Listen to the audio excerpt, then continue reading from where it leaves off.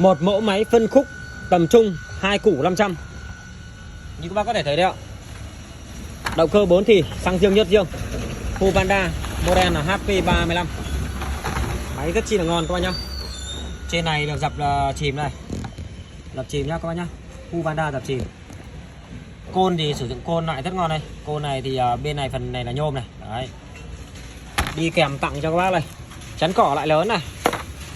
Găng tay này. Dây đeo 2 vai này, dập chữ Huvanda ở đây luôn nhá. Dây đeo 2 vai. Một bộ đồ nghề này. Kính ok quá nhỉ. Dao, rồi dao cũng là dập Huvanda luôn. Dao quá ngon, ok. Rồi. Sách hướng dẫn, sổ bảo hành. Đựng hết trong một cái túi đỏ như này, có những dập chữ này luôn. Đây, tay ga bóp hệ. Trên thân cũng dập Huvanda luôn. Đó. Cần đấy ạ. Tum bố lớn các bác nhá. Bên trong là nhơn, nhôm, sơn tĩnh điện. Bên ngoài là bọc một lớp nhựa để chống vỡ. Có logo Huvanda ở đây. Phần ốp đây thì cũng dập dán, dập in Huvanda hết các bác nhá. Trên này cũng thế này, hàng chính hãng công ty. Máy này bên em bảo hành cho các bác được 12 tháng. Máy rất chi là ok. Cần ống phi 28.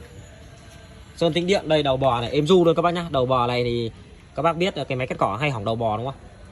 Cái đầu bò này bảo hành cho các bác luôn. Nếu các bác cắt ở mức độ vừa phải 25 luôn, bảo hành 25 các bác nhá. Rồi bác nào cần một chiếc máy như này thì eBay trực tiếp cho em nhé. Giá thì công khai luôn. 2 củ 5. 2 củ 500 các bác nhá. Đấy, chưa có phí vận chuyển đâu. Bác nào lấy thì eBay tùy xa gần. Thông thường phí vận chuyển của một chiếc máy này nó rơi vào khoảng 80 đến 100k các bác nhá. 80 đến 100k. Ok ạ.